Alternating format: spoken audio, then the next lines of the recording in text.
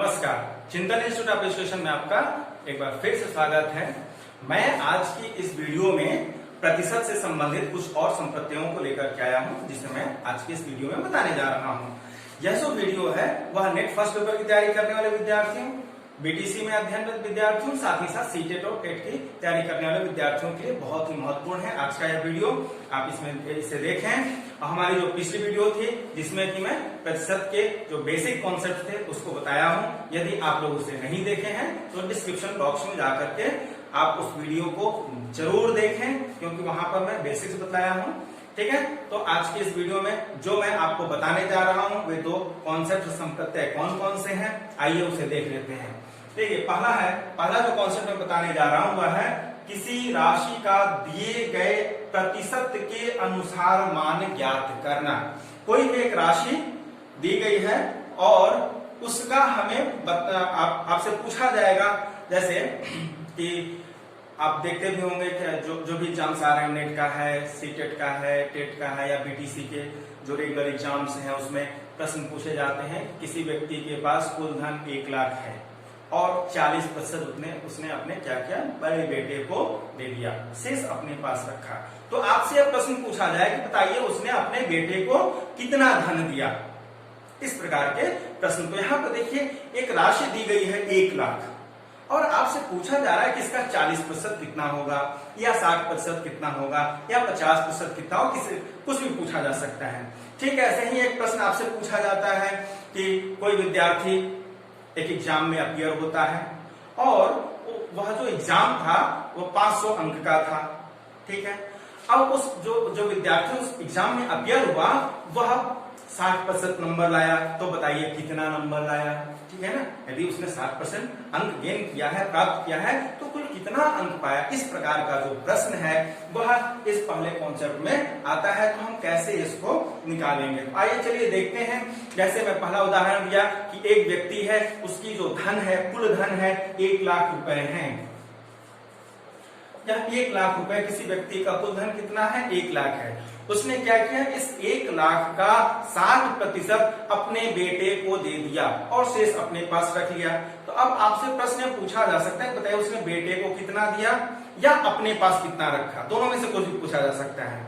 तो देखिए, अगर हम बेटे को देने की बात करें तो उसने उसका जो बेटा है उसे कितना दिया, 60% दे दिया। अगर यही प्रश्न पूछ लिया जाए कि उसने अपने बेटे को कितना धन दिया, तो देखिए टोटल धन उसके पास 1 लाख है, उस 1 लाख का इसने कितना दिया, 60%। इस 1 लाख का 60% उसने अपने बेटे को दे दिया। कैसे सॉल्व करेंगे इसे, हम इस प्रकार से लिखेंगे, ये हो गया 1 लाख का 60%, यही हमको निकाल लेना है क्योंकि उसने अपने बेटे को दिया। अब देखिए का मतलब होता है गुणा, मल्टीप्लाई।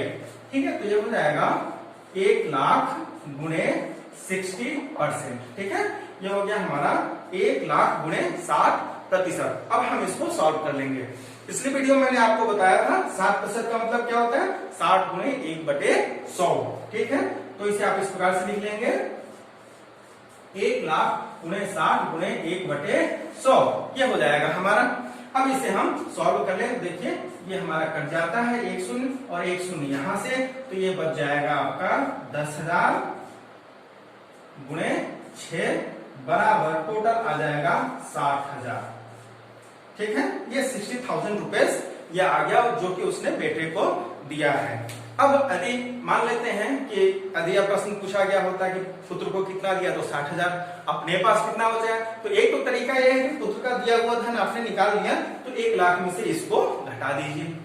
दूसरा तरीका क्या है, 60% अपने पुत्र को दिया तो उसके पास कितना बचा, टोटल जो प्रतिशत होता है 100 ही होता है, 100 में से 60 घटा देंगे तो कितना बचेगा, 40% बचेगा।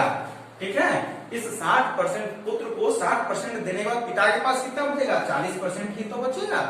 तो आप ये भी इस तरह से भी कर सकते हैं कि यदि आपसे पूछा गया है कि पुत्र को 60% देने के बाद पिता के पास कितना धन बचा, तो 40%, 1 लाख का 40% निकाल लीजिए, वो 40,000 आएगा।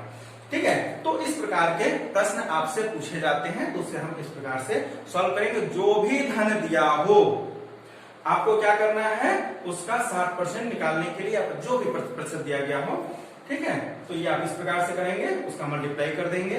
ठीक है, परसेंटेज को हम 1/100 के रूप में दिखाते हैं, तो ये हो जाएगा आपका, जैसे यहाँ पर उदाहरण है 1 लाख गुणे 60 गुणे 1/100, सॉल्व करेंगे तो ये आपका उत्तर आपके सामने आ जाएगा। ठीक है, तो ये पहला जो हमारा संप्रत्यय था, जो कॉन्सेप्ट था, वो उससे आधारित प्रश्नों को हम इस प्रकार से लगाते हैं। अब मैं आता हूं दूसरा कॉन्सेप्ट। दूसरा कॉन्सेप्ट क्या है, देखिए, एक राशि को दूसरी राशि के प्रतिशत के रूप में प्रदर्शित करना। ठीक है, कोई एक राशि दी गई हुई है, उसे किसी दूसरे के संदर्भ में, किसी दूसरे के सापेक्ष वह कितना प्रतिशत है, यह हमको पता करना है। जैसे अब इस पर देखिए, कहा जाता है कि कोई व्यक्ति अपनी टोटल धन 1 लाख है, उसमें से 50,000 अपने बेटे को दे दिया, या 40,000 दे दिया, या 70,000, कुछ भी। अब आपसे पूछा जाए, मान लेते हैं, मेरा एग्जांपल है कि एक व्यक्ति का जो टोटल धन है वो 1 लाख है, उसमें से 70,000 उसने अपने पुत्र को दे दिया। अब आपसे पूछा जाए, बताइए उसने अपने बेटे को कितना प्रतिशत धन दे दिया। यानी कि जो एक राशि हमारी है, वह राशि दूसरे के तुलना में कितना प्रतिशत है ना। तो इस प्रश्न में आप देख सकते हैं, जो पुत्र को दिया गया है, पूछा जा रहा है कि वह कितना प्रतिशत है जो टोटल धन उसके पिता के पास था, यानी कि 70,000 1 लाख का कितना प्रतिशत है, यही आपसे पूछा जा रहा है। और इस प्रकार के प्रश्न आपसे पूछे जाते हैं। ठीक है, आइए तो इस पर देखिए, इस प्रकार के प्रश्नों को हम कैसे लगाएंगे।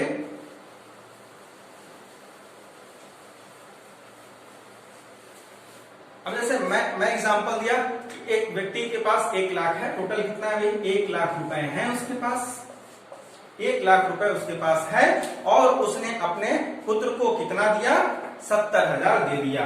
पुत्र को कितना दिया, 70,000, अपने सन को उसने 70,000 रुपए दे दिया।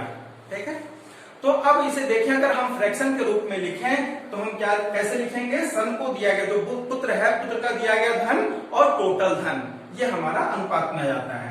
तो आप लिखेंगे 70,000 डिवाइडेड बाई 1 लाख। ठीक है, यही है ना। टोटल 1 लाख रुपए है पिता के पास, और इस 1 लाख में से 70,000 उसने किसको दे दिया, अपने पुत्र को दे दिया। और ये पूछा जा रहा है कि जो 70,000 है कितना प्रतिशत है।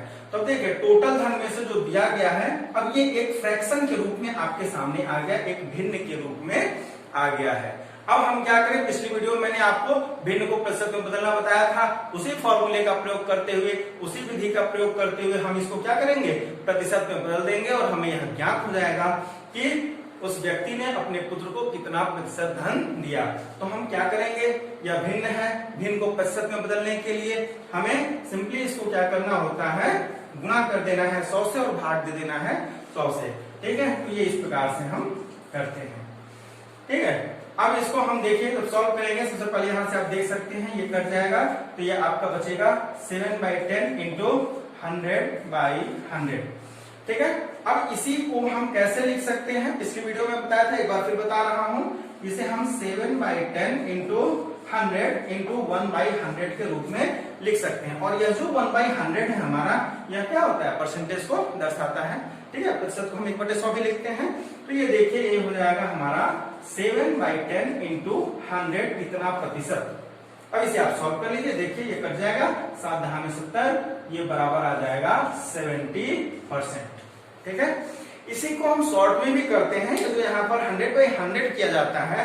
देखिए यहाँ 1/100 को हमने परसेंट के रूप में लिखा, तो इसी को छोड़ दिया जाता है। जब शॉर्ट रूप में हम देखते हैं तो सीधा सीधा आपसे बताया जाता है, कहा जाता है कि जो जिसका प्रतिशत निकालना है उसे, देखिए इसका प्रतिशत निकालना था, टोटल से हमने भाग दे दिया, और केवल यह जो 100 है ना, इससे गुणा करने के लिए आपसे कहा जाता है।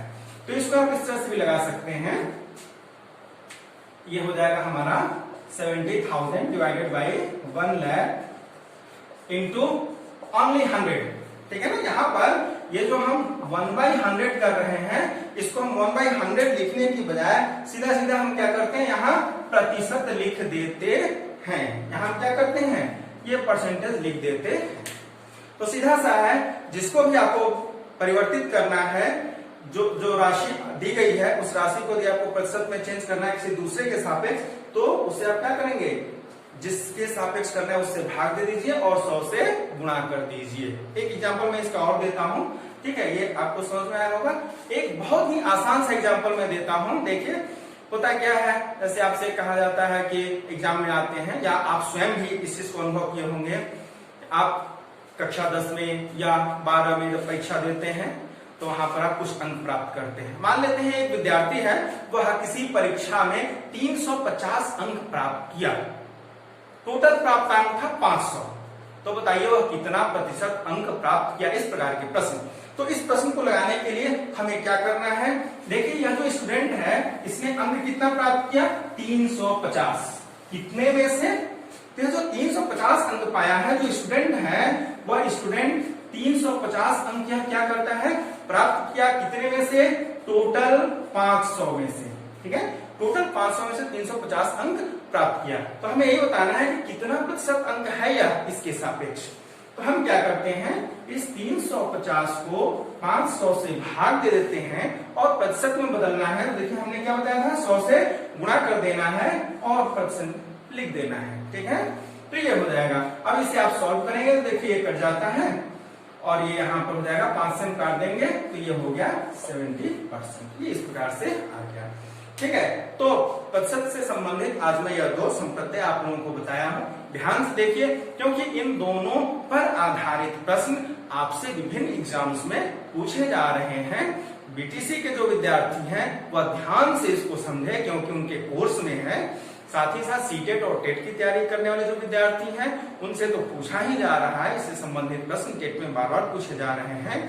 साथ ही साथ जो नेट फर्स्ट पेपर की तैयारी कर रहे विद्यार्थी, उनके लिए भी मैं बता दूं कि यह बहुत ही इंपॉर्टेंट टॉपिक है, क्योंकि जब से नया सिलेबस आया पिछले साल से, 1 साल से, परसेंटेज को उनके सिलेबस में इंक्लूड कर दिया गया है। जो हमारा मैथमेटिकल एप्टीट्यूड है उसमें यह है और इससे संबंधित प्रश्न अब पूछे जा रहे हैं। तो वे विद्यार्थी भी इसे ध्यान से देखें और समझें। ठीक है, तो आज के लिए इतना ही। और ऐसे लोग जो पहली बार हमारे वीडियो को देख रहे हैं, यदि वो सब्सक्राइब नहीं किए हैं तो सब्सक्राइब कर लें, ताकि हमारे सभी वीडियो उन तक आसानी से पहुंच जाए। चलिए।